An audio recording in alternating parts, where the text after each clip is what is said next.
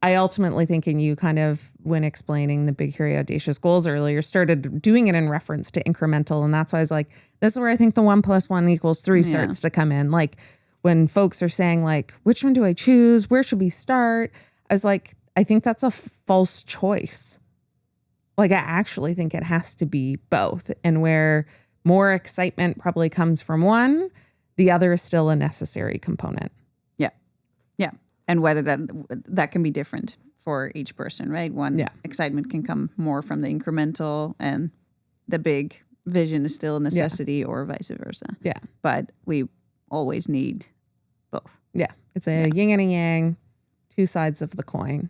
Yeah. Kind of piece. Yeah. But I mean, a great story that I have shared time and time again. And like, there's a YouTube video of Jim Collins on some, show back in the early 2000s or 90s. And it looks so outdated, but I send the video to people all the time because I think it really captures it nicely. It's this story of two adventurers, if you will.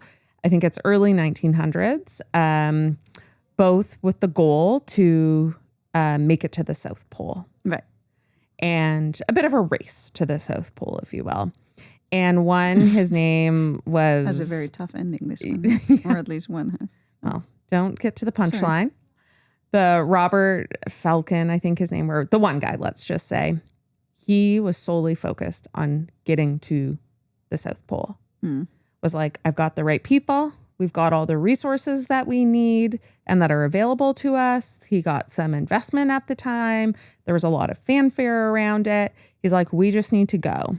Rain or shine, or if it's good, we'll go. If it's not, we'll not go, but let's just keep our eye on the prize, right? You've heard that saying, like, keep our eye on the prize and we'll get going.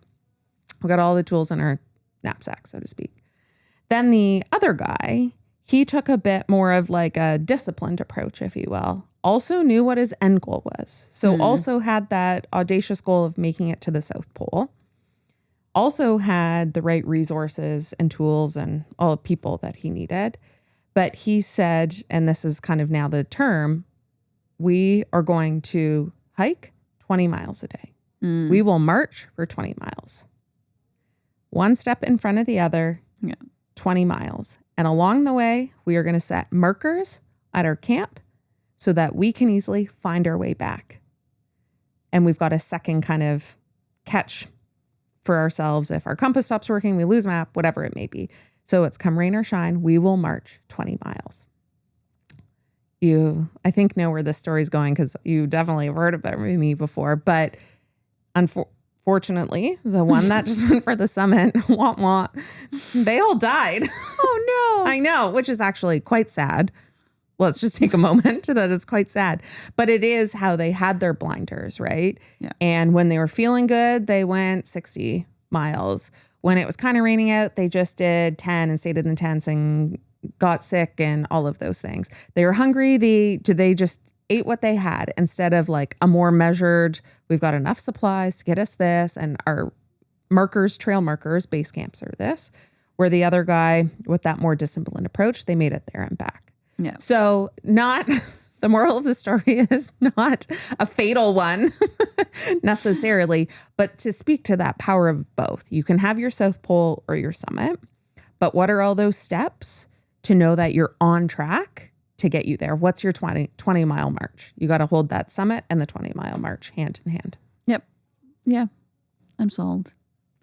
And I was just thinking about a client that we've been working with too in the professional services world, where kind of their big mission, their big hairy audacious goal is something that speaks to kind of them really changing lives within the communities or people that they serve.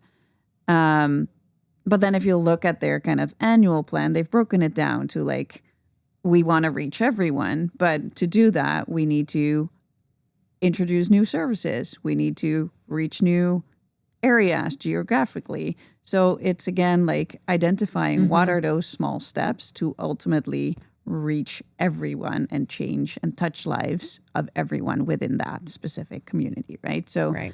And we see that working, right? Definitely. So I think another example. But I think we've convinced each other that we need both. Yep.